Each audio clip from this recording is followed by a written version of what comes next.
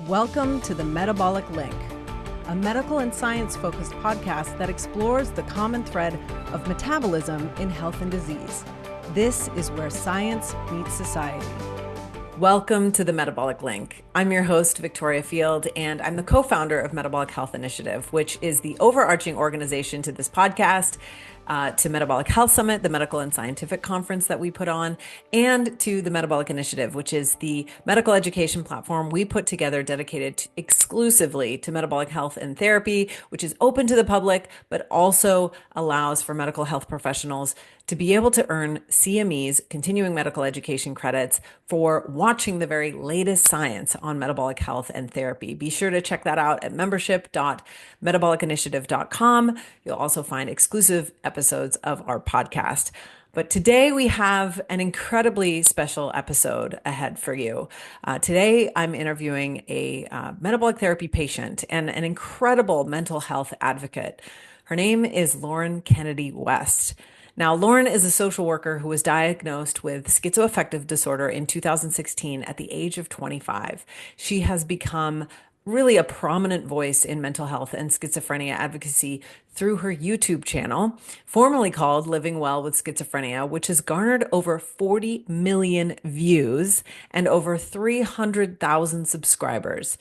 In 2014, she publicly shared and documented her experience of trying metabolic therapies, particularly the ketogenic diet, to treat her schizoaffective disorder.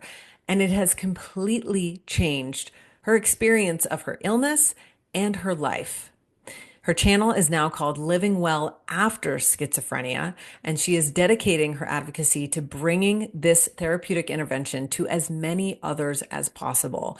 And if you've seen her channel and watched her videos, she's just an inspiration, really a beacon of hope and light for not only other patients who might be dealing with schizophrenia or maybe another serious mental health illness, but literally inspiring everybody in our field as well, really showing the potential and power of metabolic-based therapies in mental illness.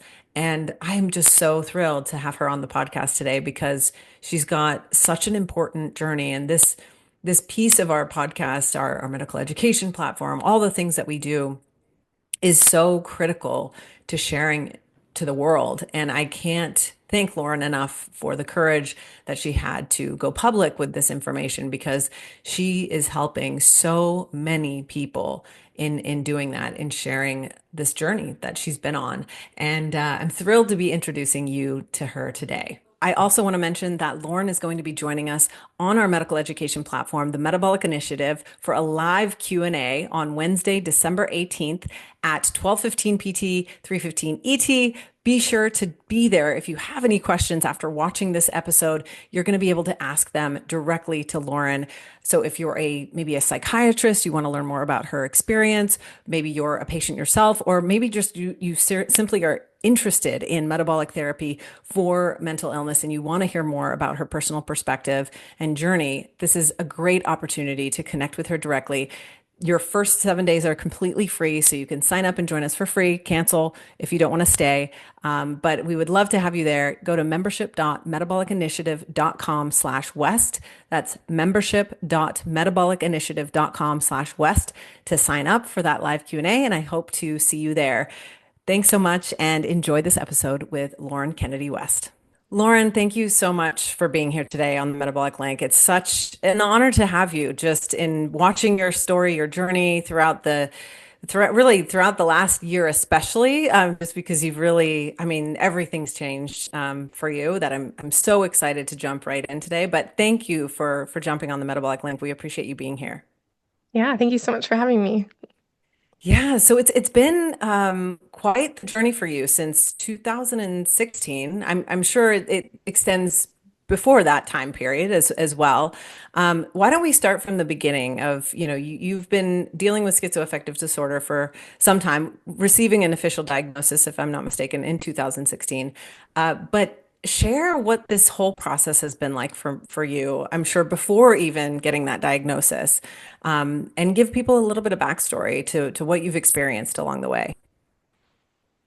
Yeah, so I started to really struggle with my mental health Probably in my late teenage years. It kind of started maybe in high school, where what I now know is the prodromal phase of schizophrenia, schizoaffective disorder starting, where I was really struggling with my mood and just kind of the more negative symptoms showing up first.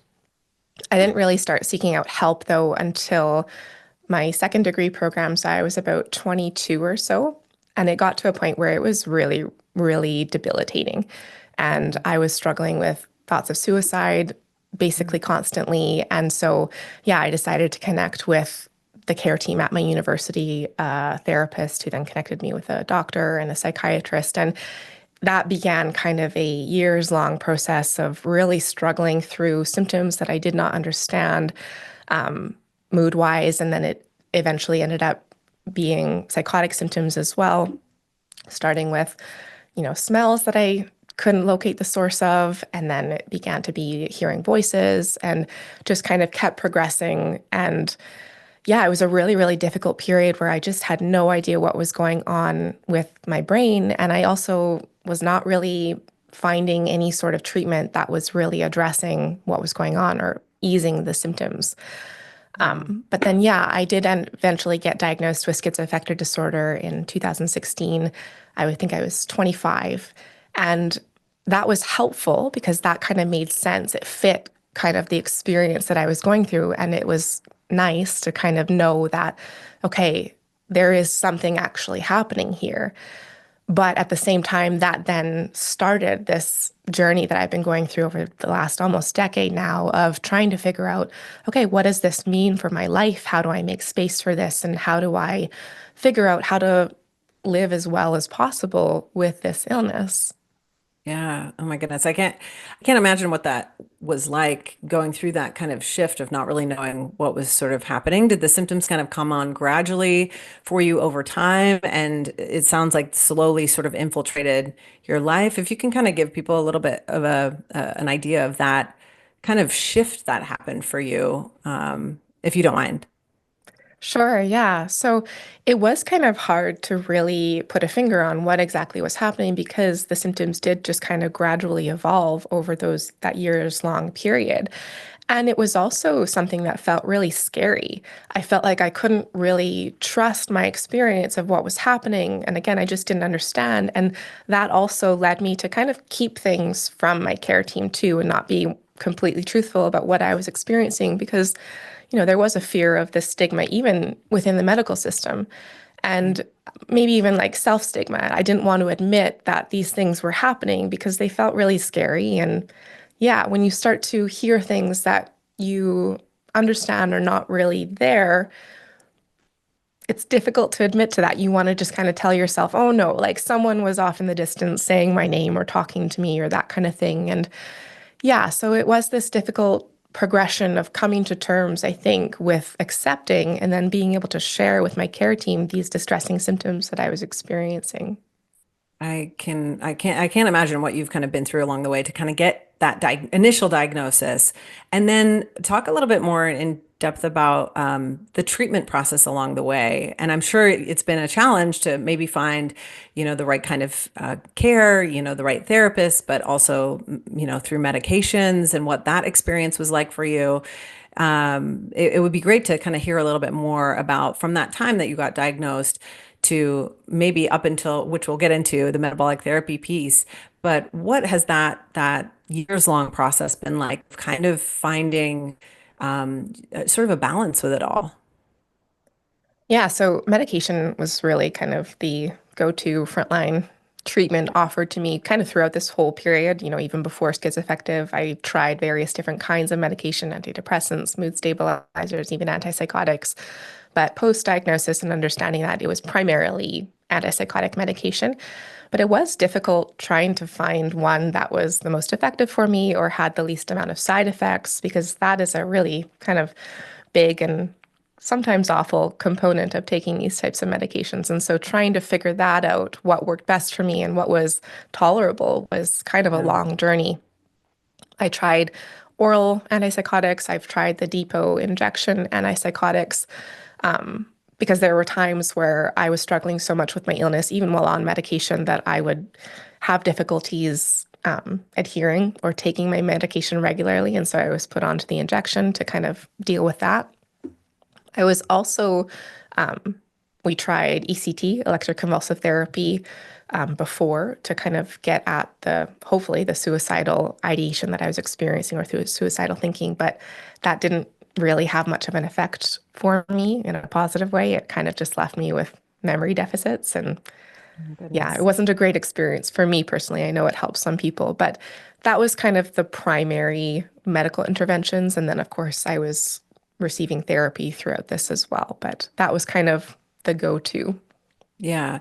And up until, you kind of made the shift, which we'll talk about, this big turning point for you, you were still experiencing symptoms along the way, it sounds like, sometimes more Yeah. significant than others, I'm sure. Yeah, I think people have this understanding that if you take this medication, the symptoms will completely go away and you'll be fine. But I definitely experienced breakthrough symptoms even while on medication that was effective for me. It did help to get my symptoms to a place where it was manageable and I could engage in my life in a relatively decent way. But I did still experience breakthrough symptoms even while on medication. I want to quickly mention a big thank you to Genova Connect, who is the sponsor of this episode. And if you're listening to this podcast, it's likely that you really want to take your metabolic health to the next level. Imagine being able to really uncover information around your metabolic health in the comfort of your own home. Genova Connect helps make that happen. They offer advanced lab testing from gut microbiome testing to metabolic health to nutritional insights, you name it. Their tests allow you to really dig deep into your data, which, to be honest, if you're trying to improve your metabolic health, you need that information if you want to take it to the next level. And Genova Connect really takes the guesswork out of it for you. I've personally used their Metabolomics Plus test and their GI effects test, which is their gut microbiome test. Both were incredibly helpful for me. I actually went through a pretty challenging time with a chronic illness for a couple of years, and doing both of those tests really uncovered and opened my eyes to a variety of areas where I could improve my health. I could work with my physician to rebalance things, even in the gut. And that has helped me so much. And I'm happy to share that I'm back to my optimized self where it was really challenging before I sort of took a look under the hood. I think you really need that information to be able to take your health to the next step, whether you're dealing with an illness or you just simply want to live your best life. So highly recommend checking out Genova. They provided me with the data that I needed to thrive essentially today. So I'm really excited to share that Genova Connect is offering you 15% off any of their test kits when you use the code Metabolic Link at gdx.net/the Metabolic Link. That's code Metabolic Link at gdx.net/the Metabolic Link for 15% off. Now, I hope you enjoy this incredible episode with the amazing Lauren Kennedy West. Yeah, which I'm sure has been really challenging along the way to experience that, where you're taking medications trying to control, what's happening. And I know along the way too, you have a wonderful family. How has this been? I can only imagine, and I know you share a lot of this through your YouTube channel with relationships and things like that, and you have kids. And what has that been like for the family up until, more recent times with metabolic therapy? If you could share a little bit about some of those challenges with children and all of that in dealing with all of this. Yeah, so my two oldest kids are from my husband's previous relationship. And so about a year into my relationship with all of them, that was when I had my first pretty big psychotic episode that I had to be hospitalized for with them in my life. And so they were already at an age where they could understand that I was sick and in the hospital and whatnot. I don't know how old they were. I think they were 6 and 4, maybe. And so old enough to understand that something is wrong, but kind of not quite old enough to really be able to talk to them about it in Yeah. a way that would actually be, kind of letting them know what was going on. And so, yeah, that was a tricky thing to kind of navigate how to talk to them about these things. And it also felt really devastating to have to be hospitalized and to be thinking primarily about, well, how is this affecting my kids? How is this affecting my partner? And yeah, that was really, really difficult. And after that, I think my next hospitalization was actually just in 2023, in the spring. I was taking my medications completely as prescribed, but I was training for a marathon, and I think that changed the way my medications were being metabolized. And I ended up having a full-blown psychotic episode again and had to be hospitalized again. And of course, this time my kids were 4 years older, but I also had small, I think, guess he was 2 years old at that point. And again, it was really, really difficult, kind of shouldering that they understand it more now. They understand that mom's brain is not really working well at this point, and trying to have those conversations was really difficult, and Yeah. trying to explain why this is happening when I don't even really understand fully why it's happening has been hard. And I think I've always been really worried about how my lower capacity or difficulties in dealing with my symptoms affects my kids. Because Yeah. ultimately, if I have lower capacity, that ends up being less that I can give to them. And that's always been something that I've been really worried or sad or, yeah, struggled a bit with. Yeah, I can't imagine. I'm sure just everything that kind of comes along with this, like the challenges. I can't imagine like the amazing bond I'm sure you have with your kids through this process, with, your partner. Like it's just, I feel like that along the way, you've got a really solid team around you, a lot of love around you through the process. But I'm sure that's come with a lot of other stresses besides the mental illness piece. It's that I can't even imagine. You've kind of had to navigate, but also at the same time, I'm sure you guys have just the most incredible bond through this process. And now you've found this, that you've kind of gone through this major turning point in your life. I think it was maybe the very end of 2023 into 2024. You found metabolic therapy, and this has shifted not just the illness side of things, but just your life as a whole, like how you advocate for mental health, even the name of your channel. Like so many things have changed after this period of finding metabolic therapy. And what you started out wanting to do with the channel has dramatically shifted on YouTube as well. I would love for you to share that point. Like, how did you find out about ketogenic therapy? I know it has to do with some really incredible researchers and physicians in our field, but would love to hear that process of how you kind of stumbled upon it, and what has it been like for you, that starting place, and now where you're at right now? Yeah, I'm still kind of trying to wrap my head around the I'm complete sure. shift that's happened over the last year. But the way we first found out about it was actually after that initial hospitalization that I talked about in 2019.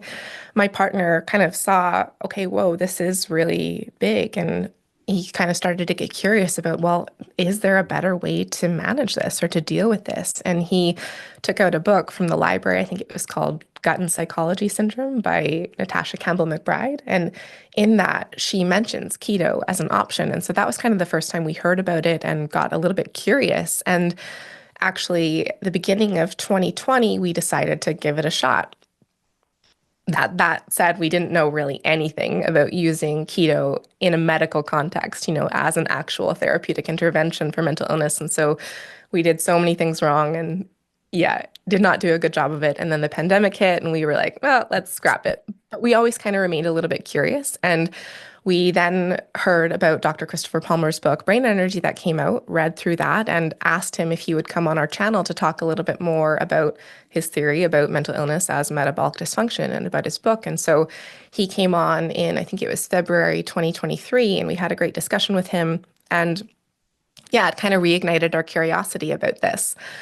And then in kind of the fall of 2023, we decided, okay, we want to make a go of this again, and thought that it would be a really cool thing to share kind of in real time on our channel because it applies very obviously to our demographic of viewership. And it was something that we really had no idea how it was going to go. There is definitely more and more emerging evidence anecdotally and trials now happening and stuff about this as a more effective treatment. And so there was hope and optimism about this, but at the same time, there was still quite a large degree of skepticism that changing what you eat could drastically improve a chronic, severe mental illness like schizoaffective disorder that had just completely affected everything about my life for so long. But yeah, pretty quickly into this, we started to really notice some really big changes in my experience of my illness. Maybe even like a couple weeks in, I started to realize, whoa, I'm not noticing like hallucinations or delusional thinking or paranoia or, even any sort of mood differences. And even my like capacity in general is increasing. And I'm just feeling more stability. I think Wow. was maybe the first thing. And yeah, something that just kept coming up repeatedly was me expressing, I'm just feeling like my capacity is increasing. And Wow. so, That's yeah, pretty it is just, incredible. yeah.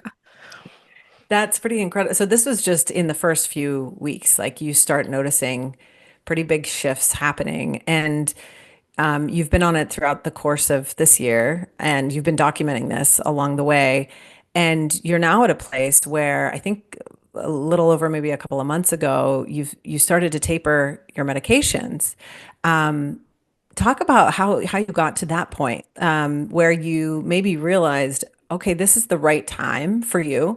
It's definitely a very sensitive subject because, for those who are listening, maybe with the serious mental illness, you want to, of course, always work with your psychiatrist, your physicians to even consider doing something like this. I'm sure it took a lot to get to that place because you're talking about maybe being on medication since 2016 or even prior to that time frame. That's quite a long time, and to continue to experience symptoms. I'm not sure how many medications you tried over the course of that time, but I'm sure it was maybe a few. um, if I were to guess, yeah, and you can Yeah. speak maybe more to that. And so, how did you get to that place of, I think I'm actually ready to taper? I mean, that is just almost unbelievable when you're talking to somebody with severe mental illness who's years and years and years has been using medications to treat but not fully, get rid of symptoms, to now speaking about removing these medications because you're going into, remission, if you will. Please speak to that because I know that's certainly a sensitive topic, but one that you can maybe shed some light on how you got there. Yeah, it's been kind of hard to navigate this topic with Yeah. our audience because I do want to be very mindful of, not encouraging people to just think, oh, I can just go off my medication too. Like, no, there's a very specific process that has led to this being possible. And I've Yeah. been really diligently under supervision of a care team throughout all this too. But yeah, I started this thinking, okay, I'm not even going to make any adjustments at all to my medication until at least 6 months in. That was kind of the time frame I had set in my mind so that I knew exactly how this intervention was affecting me and if it would be even safe to start slowly tapering at that point. But about 3 weeks in, I started to using keto. I started to experience really, really intense sedation. Oh, wow. And yeah, I was like, oh no, is this as a result of keto? Is this some version of the keto flu or something like that? But I spoke with my keto coach, Nicole Laurent, who brought forward the idea that this could actually be potentiation, Mm. where I was using medication and now I was using the therapeutic intervention of ketogenic therapy, and they were kind of, resulting in then being over medicated on my antipsychotic medication. Wow. And so brought this to my psychiatrist who didn't really know anything about ketogenic therapy, but was open to kind of, working with me and Nicole's advice to kind of work through it. And he was like, okay, well, let's try reducing your antipsychotic a little bit and just see what happens. And so we reduced it by one increment, what it was available in pill form. And I felt relief, but I was still experiencing some sedation. And so checked back in with him and we reduced it again. And so Wow. just 3.5 weeks in, I was all of a sudden down 40% of my medication. And once I had done that, I felt so much better, like immediate relief of the sedation. And so that was really confirmation that, okay, it was potentiation. Wow. And so that was really exciting because then I was on 60 milligrams of my medication, which is what I think a few years before then, I had tried to taper down on my medication because I've always been aware of kind of the negative impact it has on me. And I just wanted to be on the lowest possible dose. And that was the point at which I got to where I started to become psychotic again. Mm, And so that was kind of a wild experience to be on that medication and to be feeling the best I had ever felt. And so yeah. then I did that for a couple months. And then I started to get curious about, well, could I feel even better? Like I feel how this intervention is improving my experience of my illness. I have not experienced any symptoms. I wonder what going down again would look like. And so that's kind of when we started to explore, okay, just tapering just for the sake of trying to taper off my medication. So we went from 60 to 40 milligrams and it was good, but I did actually start to experience some withdrawal symptoms with this one. Mm, And that was kind of when I started to explore more that that is a really common thing that people experience when tapering off of antipsychotics or really any psychiatric medication. for And sure. it became interesting to understand that maybe before, when I had stopped taking medication or had reduced, that the symptoms that were coming back may have actually been antipsychotic withdrawal Yeah. induced Wow. symptoms. And so that was kind of something interesting to kind of explore too. But yeah, over the course of 10 months, I managed to slowly taper off of all of my psychiatric medication, and I haven't been on any antipsychotics or any medication now for, I think, almost 3 months now. Oh my gosh. That just gives me goosebumps and I can't, I mean, what is that like for you to go? I can't even imagine.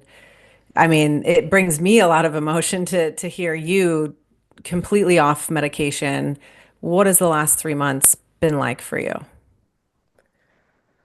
I think I'm still trying to wrap my head around it a little bit. Throughout this process, reducing my meds and now being off of medications, I think I've really become more aware of how they were affecting me for such a long period of my life because I think I just got really accustomed or habituated to the more negative effects. And now that said, I do really want to acknowledge that medications probably saved my life at various points through navigating my illness, and they were essential in terms of helping me get through really difficult periods of exacerbated symptoms. But yeah, to go through this process and just kind of be more aware of how they were affecting my life in terms of just kind of feeling generally blunted. Yeah. And yeah, over the last 3 months, I really feel like I've been reconnecting with a larger scope of emotional experience or depth. And cognitive functioning is improving. And it's hard to say if that's ketogenic therapy or getting off meds, or probably a bit of both. But yeah, just understanding how much that all affected me for over a decade is a lot to think about. The holidays are in full swing. And if your season is anything like my season, it's insanely busy, especially if you have kids, or maybe even if your kids are coming home for the holidays. And this probably means that sticking to your schedule of healthy eating, of supplementation, of all the things, it just becomes super hard. In years past, in fact, the holidays were typically a guarantee that I would forget to take my vitamins before I head out the door to do all the things. And that's why I love AG1. Drinking AG1 helps me keep my metabolic health in check during the holidays. It's a nutritional supplement, and that also means I don't have to worry about remembering to take pills.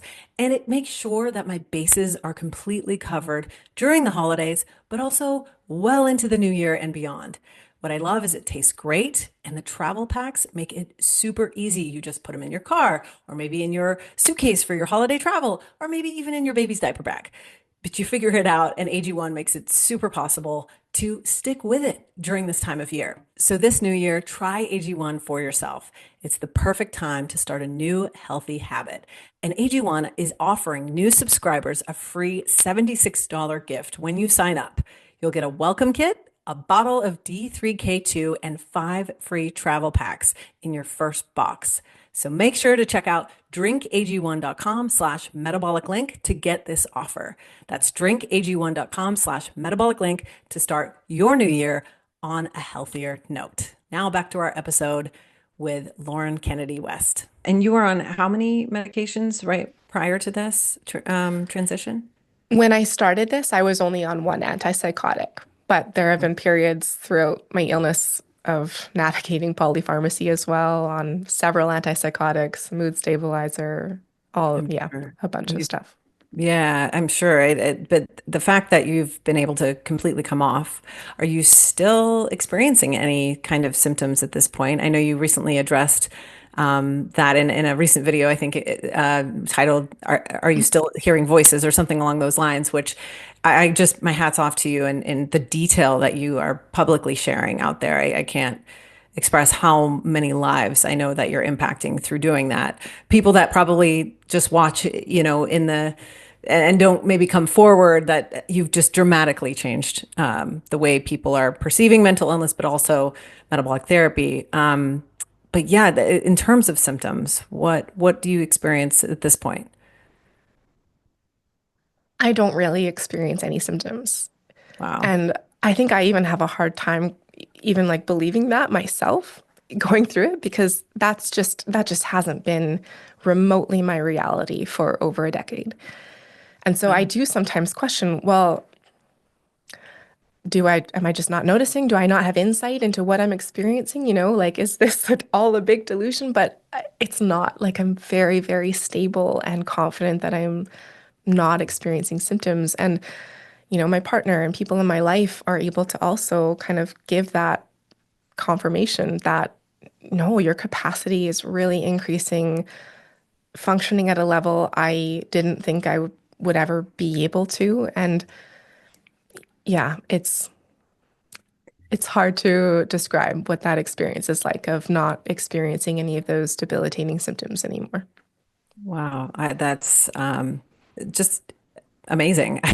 You're kind of almost speechless where, the fact that you went from just, I can only imagine the challenges you've dealt with over the course of, nearly a decade to now just kind of getting your life back essentially and even changing the name of your channel, living with schizophrenia to living after, schizophrenia. I mean, it's just the whole process is really inspiring and exciting for especially the field of metabolic therapy. What was this process like for your medical care providers in watching this sort of transition as they're helping you, the people helping you on the ketogenic diet, all the way to, I know you briefly mentioned your partner kind of validating that, hey, you certainly seem like you've improved dramatically.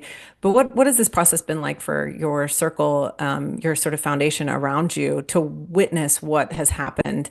Because they've been with you since, pre-keto all the way to now, medication free. Yeah. So most of my care team, so I stuck with who had been seeing me this whole time in terms of my psychiatrist, my GP, my therapist, and then I introduced a keto coach who could kind of, provide more guidance around how to implement it as a medical intervention. And I think, people in my immediate life, my family, friends have, remarked a lot about, wow, the changes we've seen over the last year and yeah, being kind of astounded.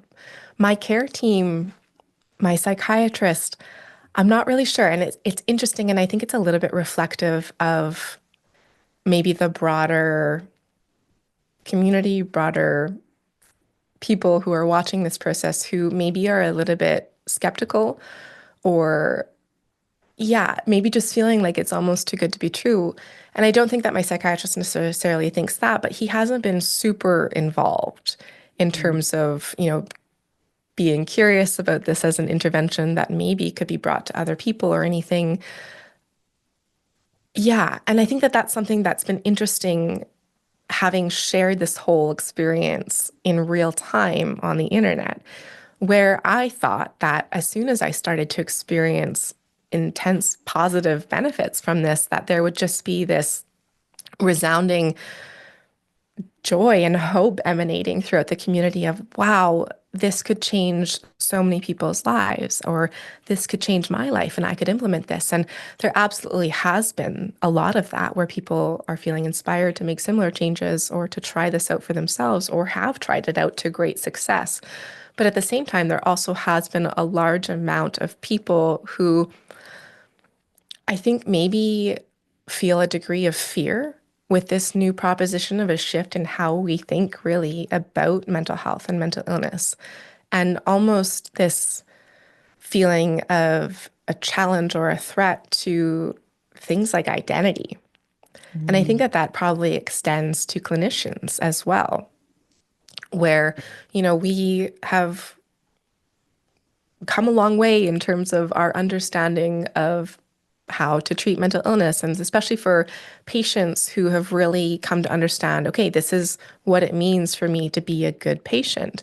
And also having worked on a piece that I promoted heavily on our channel around acceptance, around Mhm. living with a chronic illness, and how important that is in terms of being able to get to a place where you can manage it in an Yeah. effective way. And that acceptance really kind of serves oftentimes to entangle the experience of mental illness with a person's identity. Yeah. And so I think that that has been a really interesting thing to kind of have to try to navigate kind of as a collective community of people living with schizophrenia or living with mental illness in general. And I think that that is going to be a prolonged and ongoing conversation over the next several years as we learn more about metabolic therapies. And I think it probably does become more common to use it in the treatment of mental illness.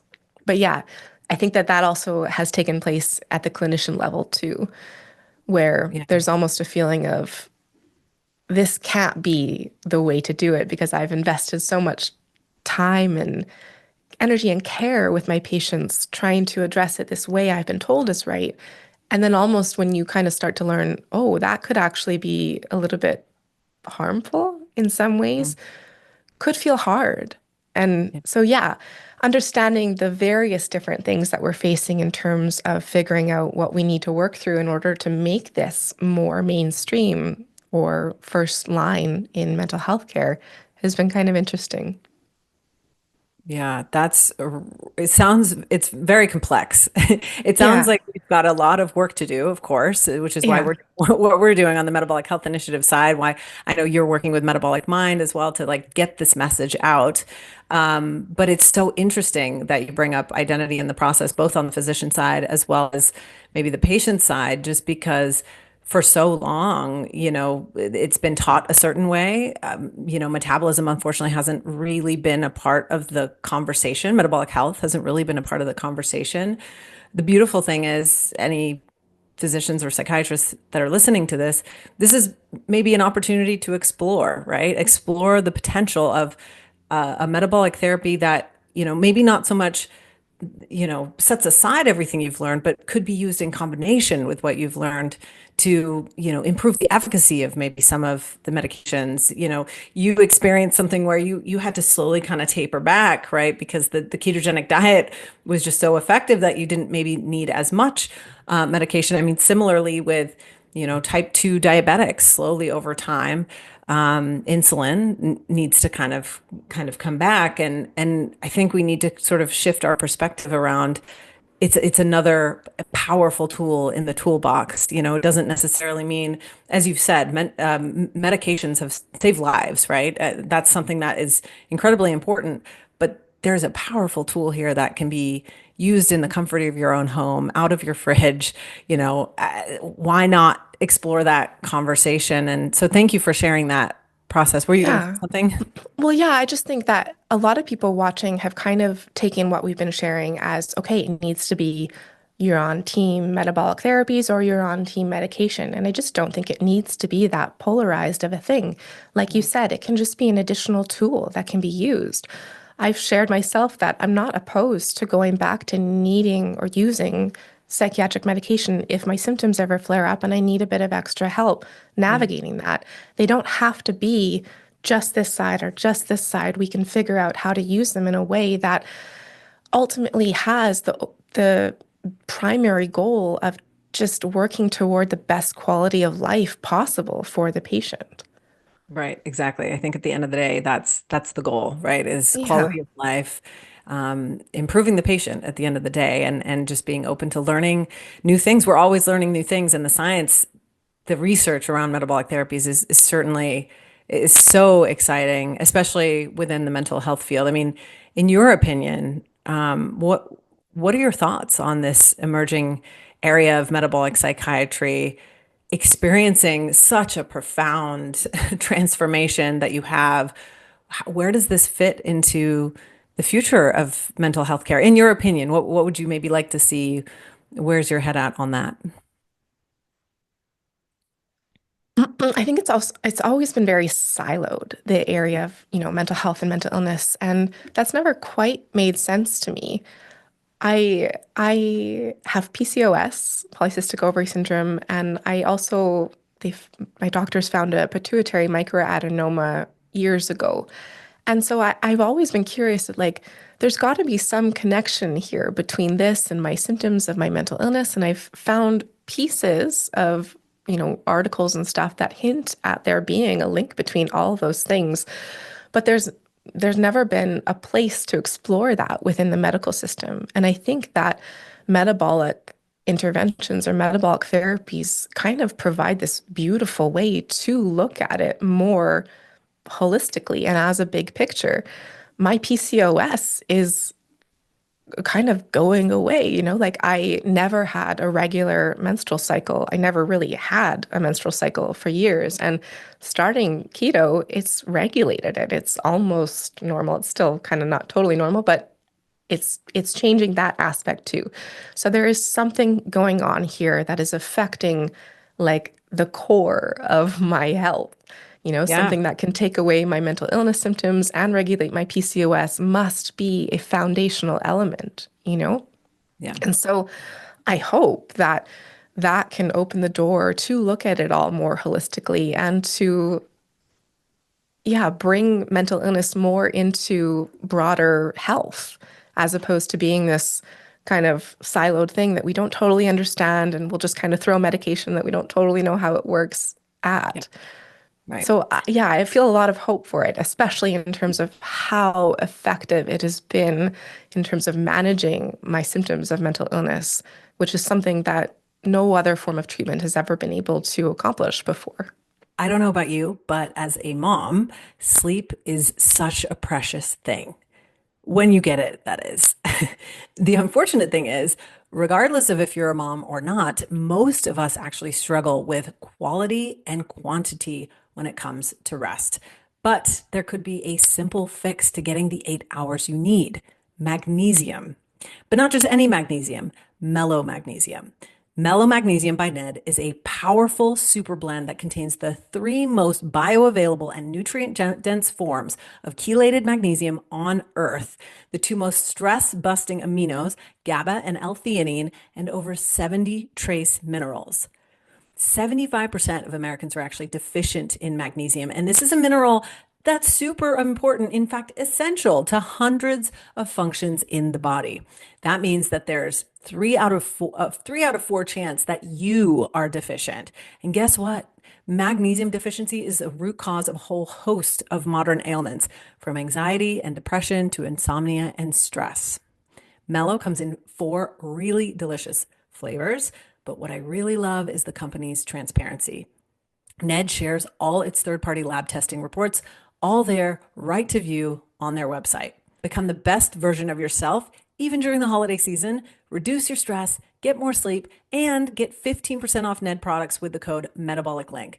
Go to helloned.com/metabolic link or enter code Metabolic Link at checkout. That's HELLONED.com/metabolic link to get 15% off. Now back to our episode.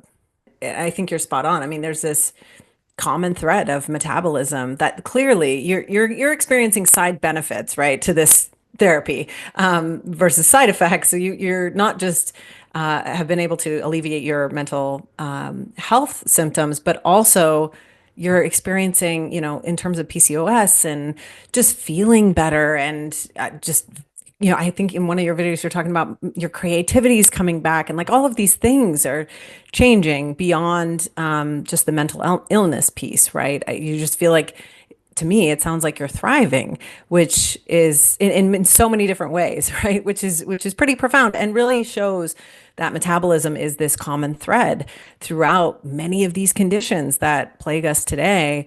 That we need to just continue to have these conversations and people such as yourself who's publicly sharing this information to the researchers and psychiatrists like Dr. Christopher Palmer, who you were speaking of. It's kind of got to be this collective effort for us to continue to spread this information, really science-backed information that's really, really exciting from patient experience all the way to what's happening in the lab. So important. I'm curious, so along the way, in speaking about publicly sharing your experience, how has that impacted your own mental health and recovery process? Because that's a very, even not struggling with a mental illness, people, social media impacts us all, right? So I'm curious, has that been a very positive thing in the process? Has that made things a little bit more challenging for you? I'd love to hear your thoughts on that. I'm kind of maybe as always throughout this whole experience over the last 6, 7 years of sharing on the internet, a bit of both, Yeah. whereby it's incredible to be hearing from other people whose lives are changing through using similar interventions or the same interventions as well, or who felt inspired by us sharing my Mhm. experience to try it themselves. And it's really incredible hearing from more and more people who are finding the same benefits and the same, life altering Yeah. experience and stepping into what you said, thriving. But at the same time, kind of along the lines of what I had mentioned about some people maybe feeling threatened in some way or really being skeptical, there has also been a lot of negative feedback, Mm. bordering on kind of hateful comments at times. And that has Oh, been difficult. I think it's been such a profound experience, kind of even just on a personal level, like internet aside, changing my own understanding of my mental health, my mental illness, and what it means for my life. And that has been a lot to go through. And then to yeah. also have this added difficulty of navigating negative feedback or, that kind of thing from the internet has been also challenging, but in a way, maybe also encouraging or motivating that, okay, there's something here, it's not just me, there's other people who are experiencing this. There's brilliant researchers and clinicians understanding that this is Yeah. feeling like the future of psychiatry. And it's kind of my responsibility here to work on connecting with the community about leaning into this and being open to it and reframing the conversation. Because I think for so long, people with mental illness are kind of told that they're never going to be able to really truly thrive or really truly recover. And they have to learn how to deal with and just kind of accept the difficult aspects that come with living with a chronic mental illness. Yeah. And working on reframing that and challenging that narrative as a collective community of people experiencing a mental illness and moving it more toward no, like we deserve to thrive. And there are ways to step into that. For Yeah. me, it has been metabolic therapies, and for a lot of other people, it has been that too. And I hope that there can be more receptiveness to understanding that, everyone deserves that. And Yeah. this could be the way. Absolutely. It absolutely could be the way. And I couldn't agree more with that you briefly mentioned metabolic psychiatry being the future of mental health care. I truly believe that will happen, but it's going to take a lot of effort through amazing people such as yourself, what we're trying to do as an organization. Would love to know, and I'm sure everybody who's listening is wondering what a day in the life of Lauren looks like in terms of what you're eating. What do you focus on? I know metabolic therapy is a key, or ketogenic therapy is a key core piece of the puzzle for you, but there are so many other things, right? I know exercise has been a big part of your life too. So yeah, would love to hear some of the key components for you, in addition to metabolic therapy, and what a day in the life of Lauren Kennedy West looks like. Yeah, so I'm glad you brought that up because that has been a really big element of this too.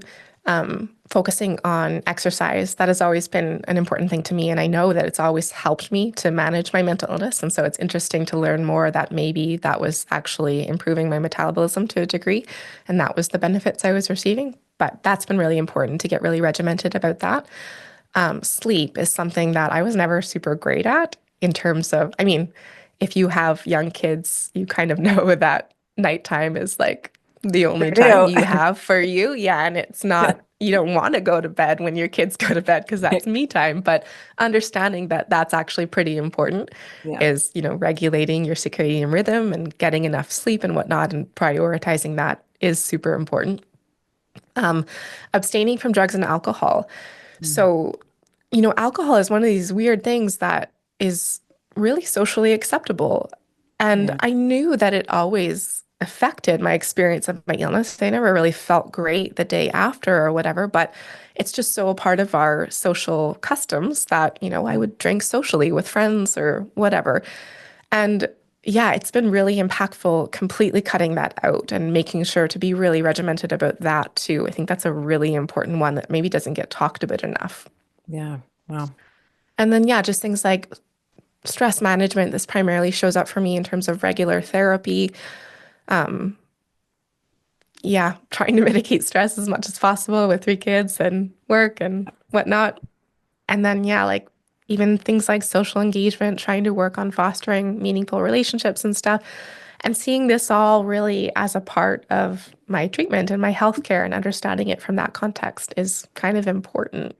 Yeah, really taking a full holistic approach to this, like all Yeah. key areas, sleep, sounds like sleep, stress management, food, obviously. You've got Yes. Yeah. exercise in the mix, community, no alcohol. I think you touched on a really important thing. And I think hopefully we're going to see maybe a shift in that. I cut that out myself almost 3 years ago now, and it's incredible the change and also the change in how you see society as a whole kind of views this substance, not to go down a separate road, but I think you really touched on an important point that doesn't get talked about a lot, which is alcohol consumption and how that impacts everyone's mental health, and especially I'm sure somebody who's struggling with a mental illness.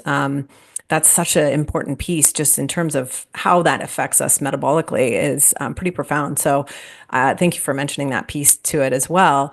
You know, through this process, you're talking about, patients dealing with something like this maybe don't are never really given that perspective of being able to thrive with this. It's just kind of accepting it is what it is, and you can kind of manage it, right? Through this process, it's shown you can thrive, for you yourself and in your own experience, and so much so that you've actually changed the name of your YouTube channel and kind of shifted your focus and sort of what's next for you as a mental health advocate, for where you want to go. Why you changed the name of your channel. So I'd love for you to speak on that, and sort of what does the future look like for you in terms of projects that are coming up, and your outlook in tackling this really head on. Yeah. So our name of our channel for like 6 years was Living Well with Schizophrenia. And I think, yeah, that in of itself really enmeshed living with schizophrenia or schizoaffective disorder into my sense of identity and, that acceptance piece and stuff. And so, yeah, it was a really like symbolic kind of move to decide to change the name of our channel to Living Well After Schizophrenia because it's really, I feel anyway, the reason was that it's no longer a part of my day-to-day life. It's important to acknowledge that it informed a huge aspect of my life and want to still honor that. And yeah, but at the same time, moving into a space now where I don't need to spend so much mental energy thinking about how to manage that and how to live with it. I can kind of step into this space living well after schizophrenia where it can still be a part of me and my experience of life, but it doesn't have to, dictate so much of my life anymore because I'm not really experiencing those debilitating symptoms anymore. And so, in Yeah. terms of what's next, I'm not really sure what's next. I think for a while, I really do want to focus on talking about this experience and working on the advocacy piece to try to bring it to as many people as possible because yeah, I really think it could be so important in terms of the direction psychiatry is heading and could lead to so many more people stepping into this space of thriving and recovery and remission. Absolutely. And yeah, the work you're doing is so critically important. I can't express it enough.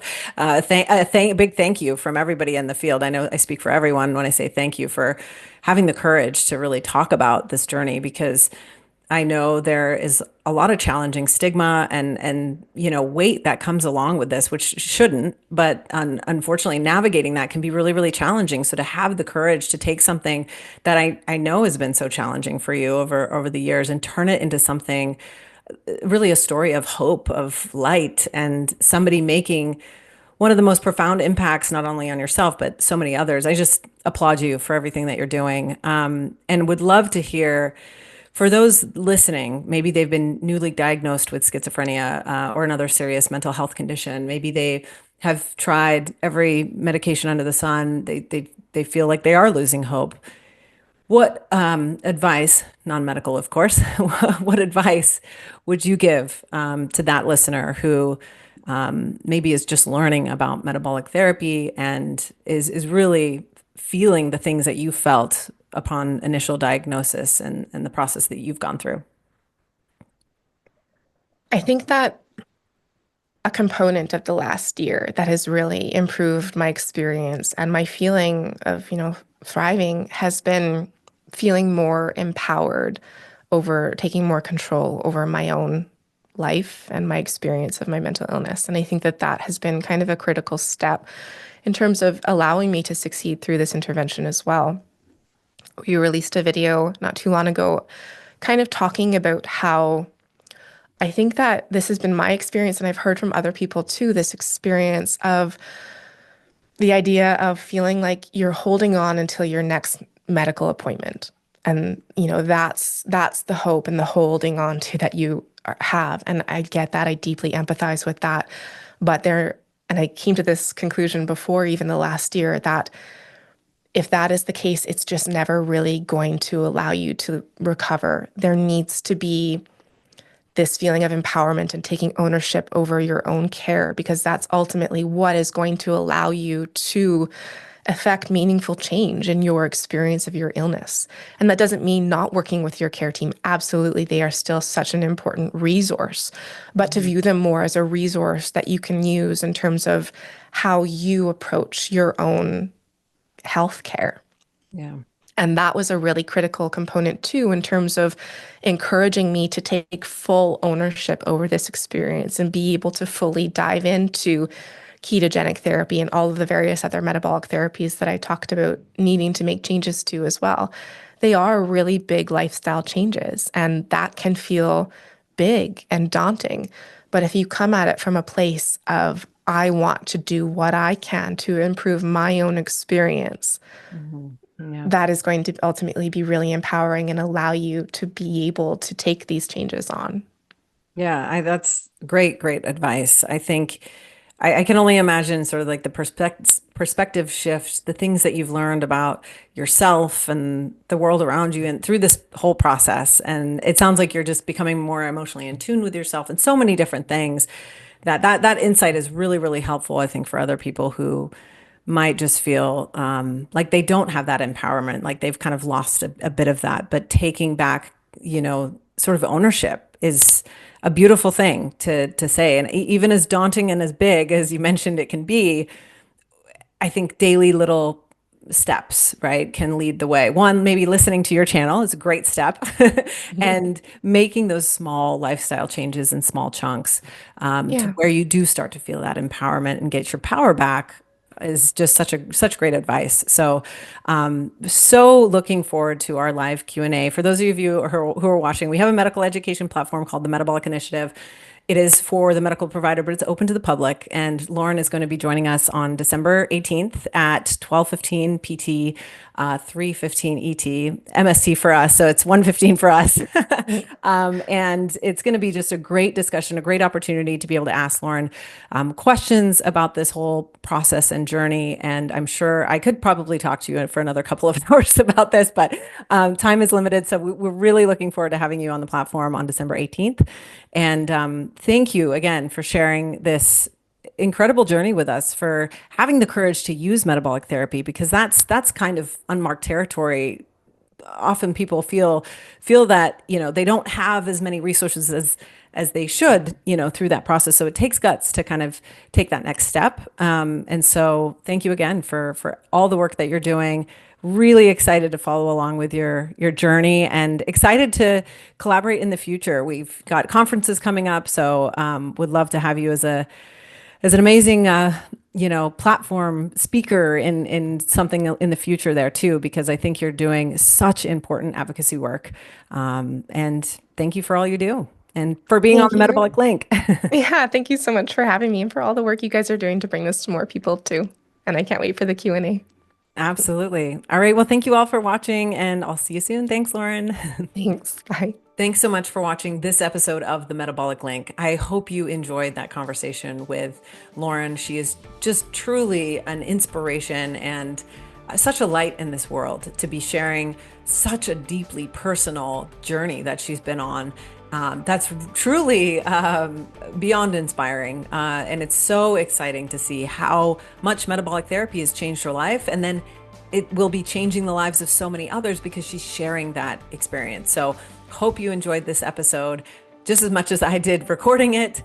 And if you want to watch ad-free episodes of our podcast, or exclusive episodes, ones that we don't even release to the public, along with a robust library of all kinds of content around metabolic health and therapy, be sure to check out our membership site, our medical education platform designed for the health professional, but open to the public, just like our conferences, Metabolic Health Summit. You can head on over to membership.metabolicinitiative.com. That's membership.metabolicinitiative.com. Check out all of our content there. And as always, thank you so much for being here and watching this episode. If you like this episode, be sure to leave us a review. It goes so far in helping us continue to spread the message around metabolic health and therapy. Until next time, have a wonderful week, and I'll see you soon. Do you love learning about metabolic health? So do we. It's why we created the Metabolic Initiative, an online educational platform providing evidence-based education on metabolic health and therapies for healthcare professionals and the general public. By joining the Metabolic Initiative, you'll gain access to hundreds of expert lectures, interviews, panel discussions, and even private episodes of the Metabolic Link. CMEs are available. Go to metabolicinitiative.com to get started. And as always, thank you for listening to the Metabolic Link.